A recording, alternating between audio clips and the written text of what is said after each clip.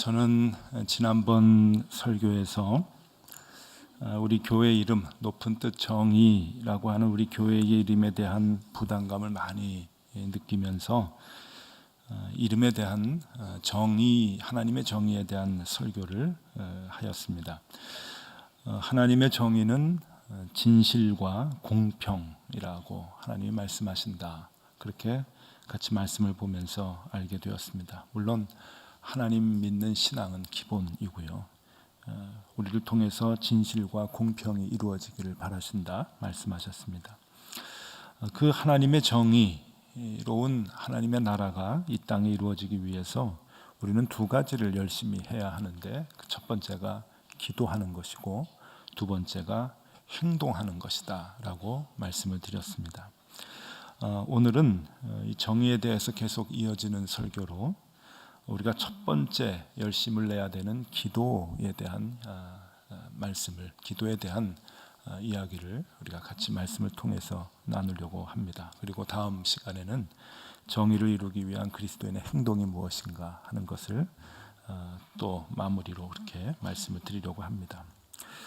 그리스도인들이 어떻게 기도해야 하는가, 특별히 하나님의 정의를 이 땅에 이루기 위해서 그리스도인들이 해야 하는 기도가 무엇인가 하는 것을 이제 알아보려고 하는데, 우리가 사는 것, 우리가 하나님의 자녀로 그리스도인으로 부름을 받은 것 자체가 하나님의 정의를 이 땅에 이루기 위해서 부름을 받은 것이기 때문에 굳이 설교 제목에 정의를 위한이라고 하는 것을 넣을 필요는 없습니다. 왜냐하면 우리의 삶 자체가 하나님의 정의를 위해서 살아야 하는 것이기 때문에, 그러기에 정의를 위한 그리스도인의 기도라기보다는 우리들의 일상적인 기도가 어떻게 돼야 되느냐 하는 그러한 말씀이기도 합니다.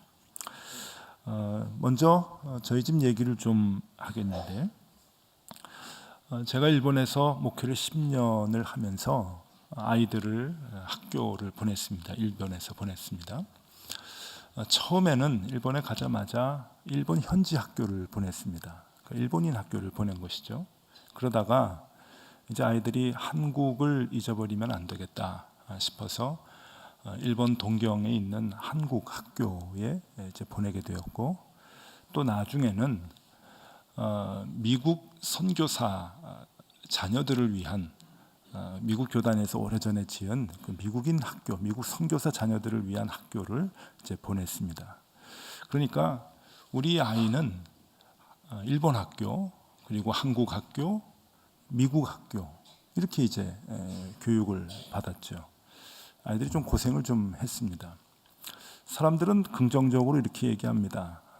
당신네 아이들은 트리플 컬처, 그러니까 세 가지 문화를 다 갖고 성장해서 좋겠다, 그렇게 얘기를 하는데, 이게 자칫 잘못하면 트리플 컬처가 아니고 국제 미아가 됩니다. 그러니까 이도 저도 아닌 거죠. 한국에도 아니고 일본에도 아니고 미국에도 아닌 이제 그런 아이가 될 수도 있는데, 아직 어떻게 될는지는 조금 더 두고 봐야 이제 결론이 날 것 같습니다. 근데 이제 학교를 보내보면 한국 학교, 일본 학교, 미국 학교 다 보내보니까 다 달라요. 가르치는 것도 다르고 교육 철학도 다 다른데, 여기서 뭐 그걸 얘기를 하려고 하는 것이 아니라, 미국 학교를 보냈을 때 수업 중에 디베이트라고 하는 수업이 있습니다. 말 그대로 하면은 토론, 또 조금 격하게 얘기하면 논쟁이라고 하는 그 수업인데, 어떤 한 주제를 갖고 찬반으로 나누어서 아이들이 토론하고 논쟁하도록 하는 수업입니다. 그것을 훈련시키는 수업이지요. 예를 들면 요즘같이 이렇게 그 사회적으로 핫소스로 올라오는 성소수자에 대한 문제다라는 게 있다고 하면은, 성소수자에 대한 찬성과 반대쪽으로 나뉘어서 열띤 토론 혹은 논쟁을 하게 만드는 건데, 중요한 거는 그 수업하는 방식입니다. 공부를 시키는 방식이 재미있는데, 자기가 찬성 쪽에 있을지 반대 쪽에 있을지 모르는 겁니다. 그날 가봐야 결정이 되는 거예요. 찬성 쪽에 있든지 반대 쪽에 있든지 자기가 있는 쪽의 논리를 얘기를 하고 싸워야 되고, 자기 팀이 이기도록 얘기를 해야 되는 겁니다. 그러니까 한 주제가 이제 그 발표가 되면은 아이들은 집에서 그 주제에 대해서 찬성의 논리와 반대의 논리를 함께 예습을 합니다. 재미있죠. 이게 무슨 수업인가 하면은 제가 이렇게 생각을 했을 때 어떤 상황에서도 말싸움에 지지 말아라. 그 말싸움을 연습하는 그런 수업이 아니더라고요. 가만히 보니까 이것은 인간 이해에 대한 수업인 것 같더라고요.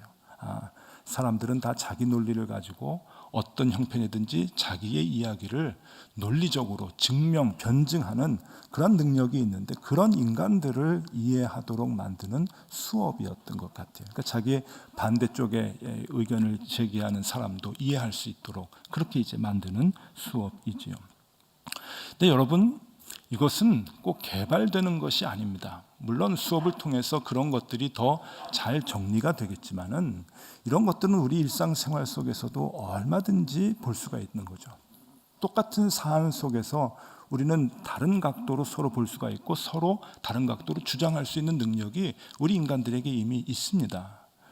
여러분, 시장에서 어떤 한 물건을 봤을 때 그 물건에 대해서 나쁜 의견을 가질 수가 있죠. 사지 않을 때는 이거 나빠, 이래서 나쁘고 저래서 나쁘고 사지 마 그러다가 자기가 그걸 사면은요 좋다고 자랑을 합니다. 집에 가서 이게 좋아, 이래서 좋아, 너도 사 이제 그러죠. 여러분, 그 말씀이 성경에 나옵니다. 잠언 20장 14절에 이런 말씀이 있습니다. 물건을 사는 자가 좋지 못하다 하다가 돌아간 후에는 자랑하느니라. 이게 돌아간 후에는 이라고 하는 게 산 뒤에는 이라는 뜻이거든요. 산 뒤에는 자랑한다. 이게 옛날에도 그랬고 지금도 그랬고 사람들은 똑같은 사안을 가지고 반대도 할 수 있고 찬성도 할 수 있는 능력이 우리에게 있습니다. 그런 논리를 펼 수 있는 그런 논리력이 우리 인간들에게는 있다라고 하는 것입니다. 근데 여러분, 중요한 것은 그것이 일상생활 속에만 드러나는 것이 아니고 신앙생활에도 나타난다라고 하는데 문제가 있는 것이죠.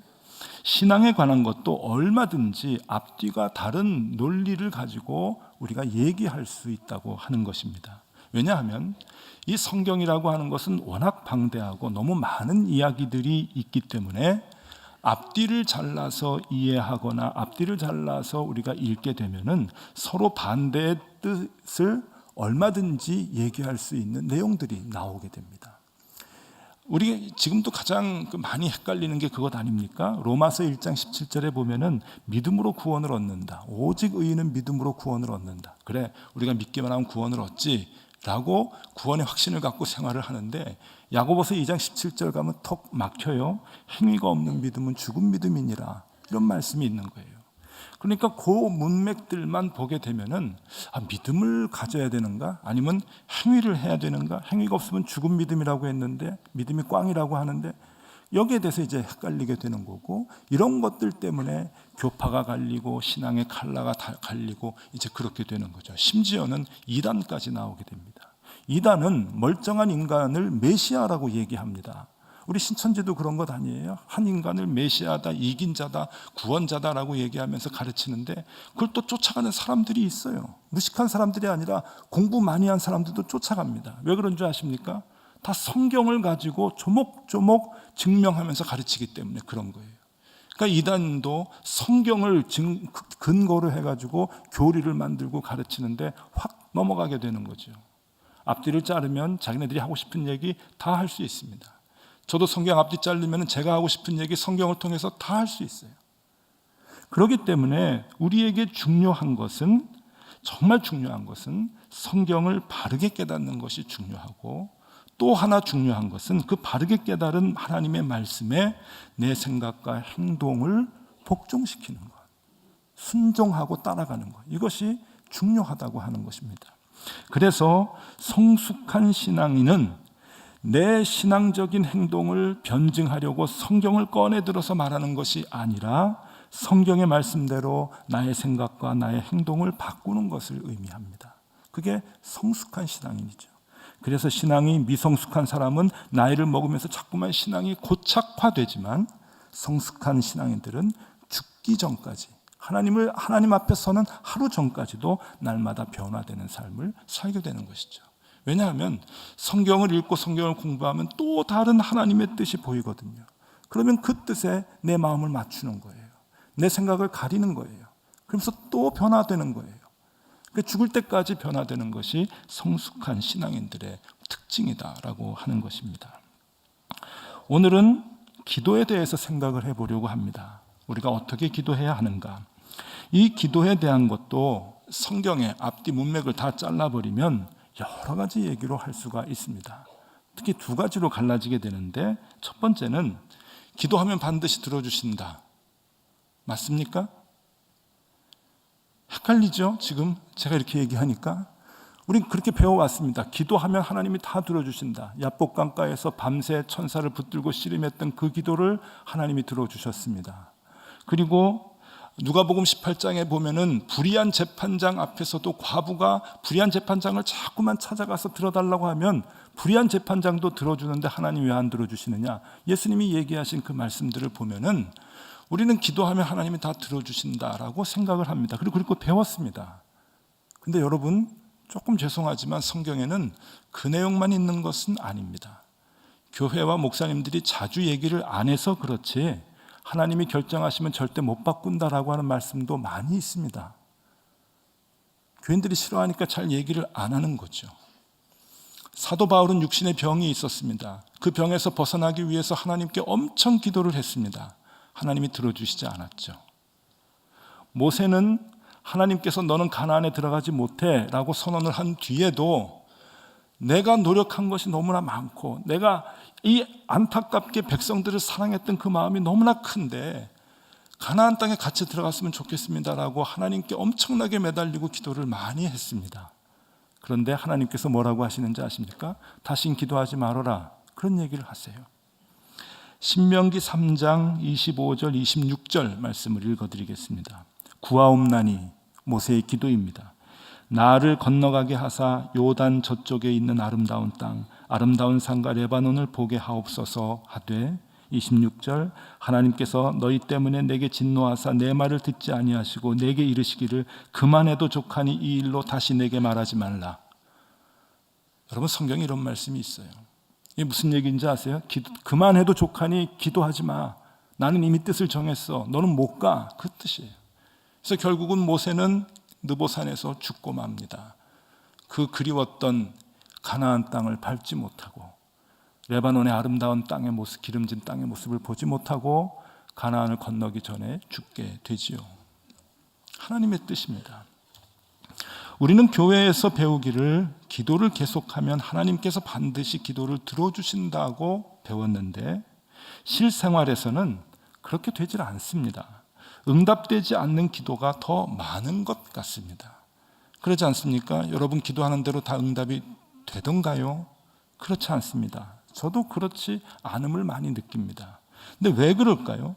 기도를 게을리해서 그렇습니까? 아니면 우리의 신앙이 모자라서 그렇습니까? 여러분, 우리가 기도할 때 그 기도의 응답을 기도한 대로 응답을 받지 못할 때 혹 이런 생각은 해보시지 않으셨습니까? 내 기도가 하나님의 계획과 결정에 맞지 않는 것은 아닐까? 내가 지금 이렇게 기도하는데 하나님의 생각은, 하나님의 계획은, 하나님의 결정은 혹 다른 쪽으로 있는 것은 아닐까? 그래서 이 응답을 받지 못하는 것은 아닐까? 라고 하는 생각 매우 중요합니다.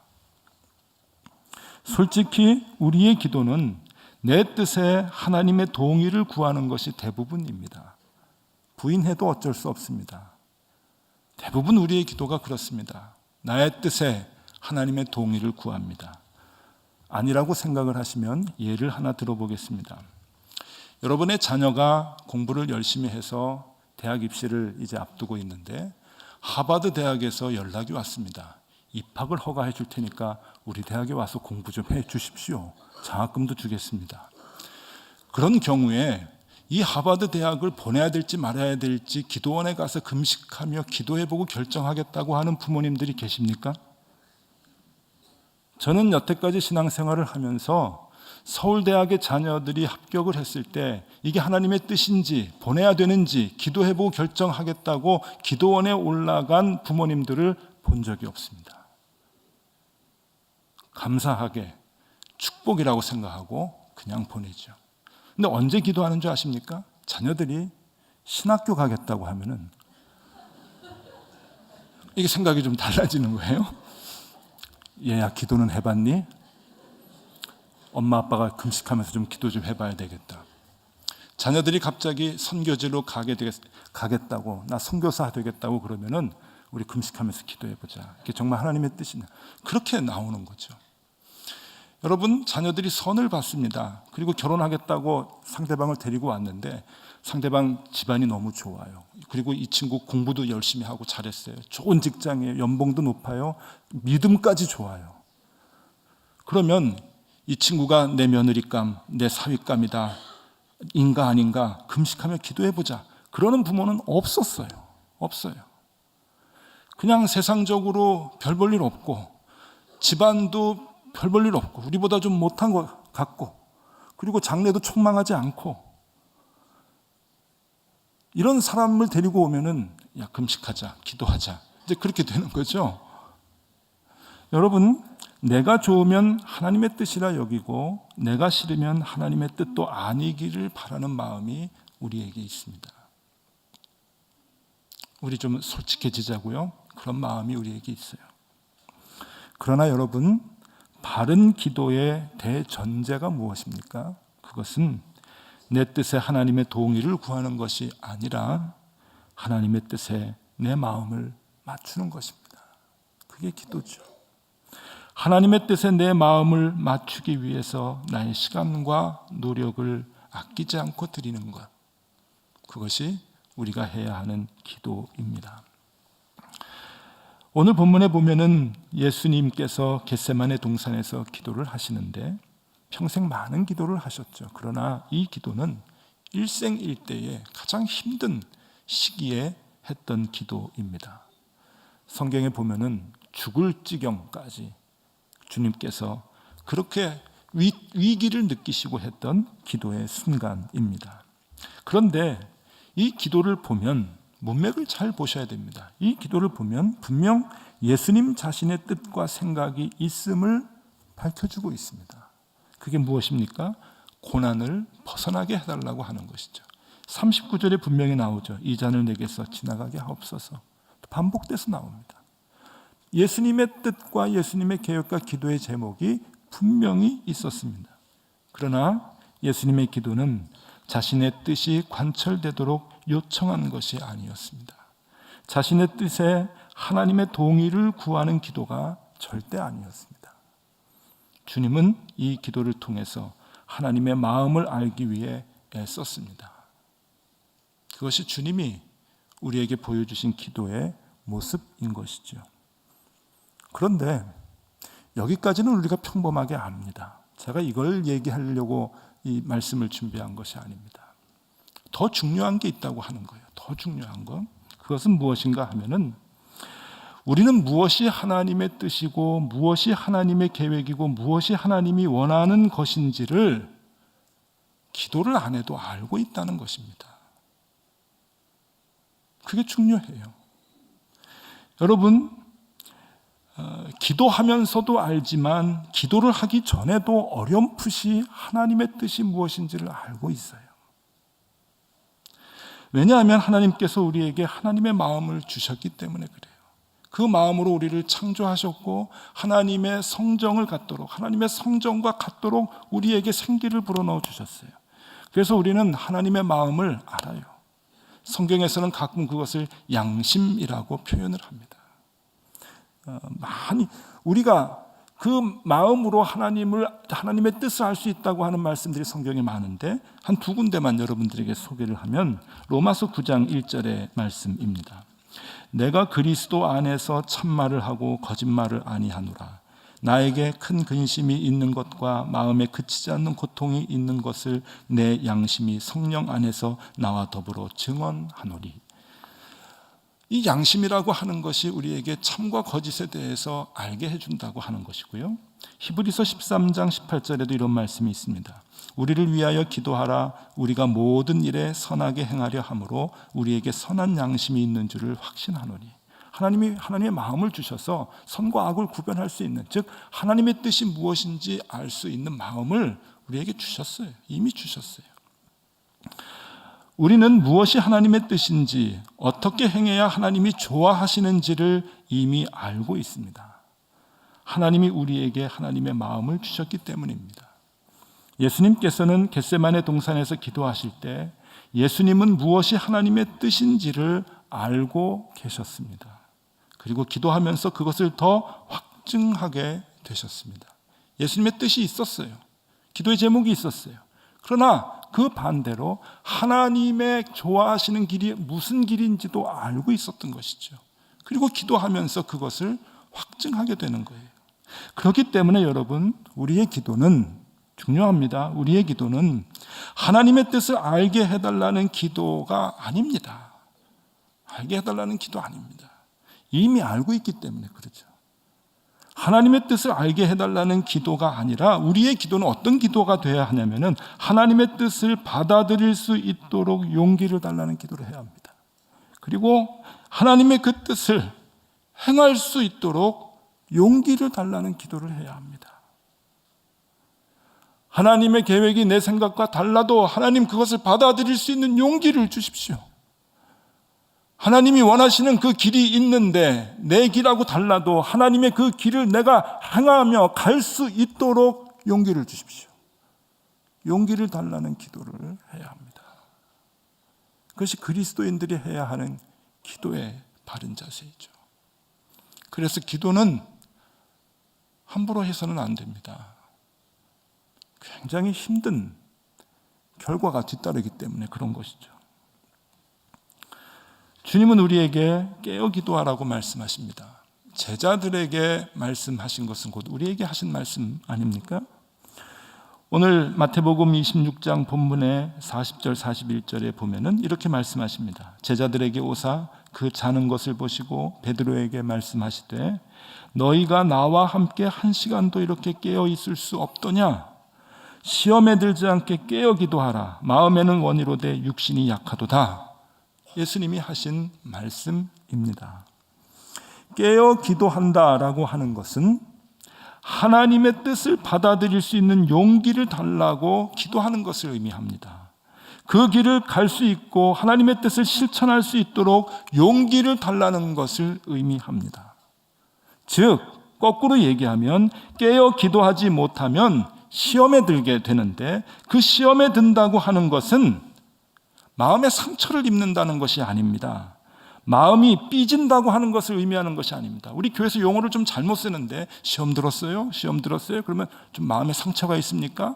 좀 관계가 좀 어그러져 가지고 삐졌습니까? 그럴 때 시험 들었냐고 얘기하는데 그 시험은 그럴 때 쓰는 게 아니고 이 시험이라고 하는 것은 하나님이 계획하시는 그 길을 갈 수 있는 용기를 얻지 못하는 것을 말합니다.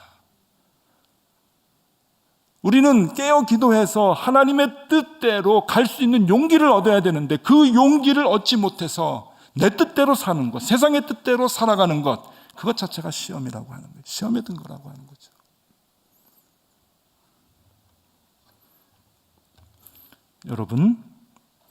여러분 앞에 두 갈래의 길이 있다고 가정해 보십시다. 두 가지의 선택이 있다고 가정해 보십시다. 무엇을 선택하겠습니까?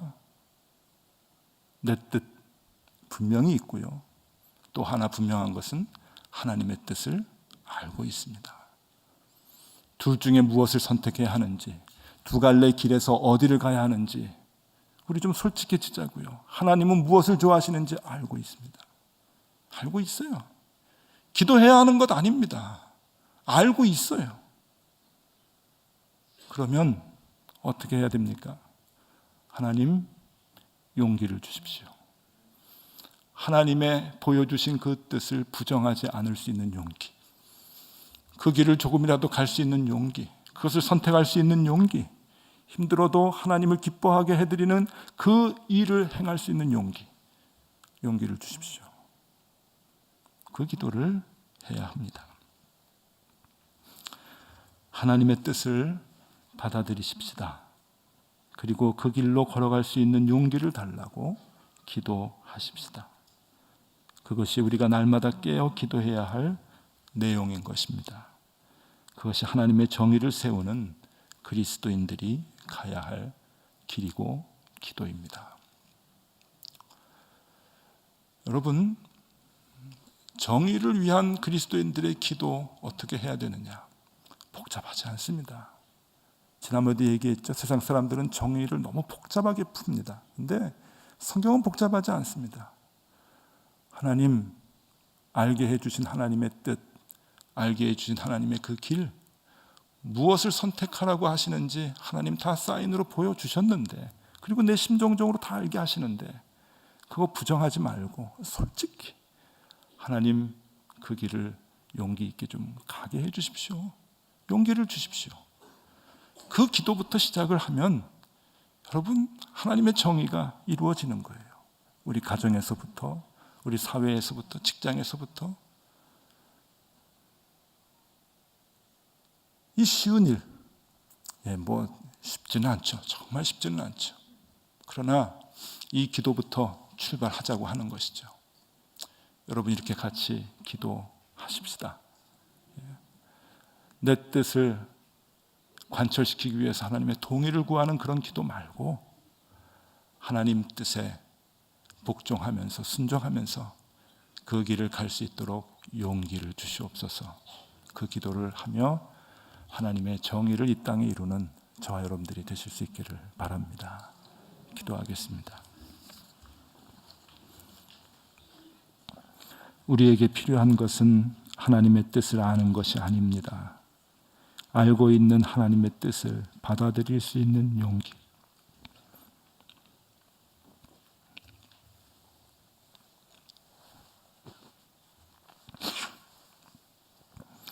그 길을 갈 수 있는 용기입니다. 하나님, 우리에게 그 용기를 주시옵소서. 우리의 남은 인생은 그렇게 길지 않습니다. 하나님이 좋아하시는 삶을 외면하지 않도록 하여 주옵소서. 주님 앞에 서는 그날까지 더 많은 용기를 갖게 하여 주시옵소서. 예수 그리스도 이름으로 기도드리옵나이다. 아멘.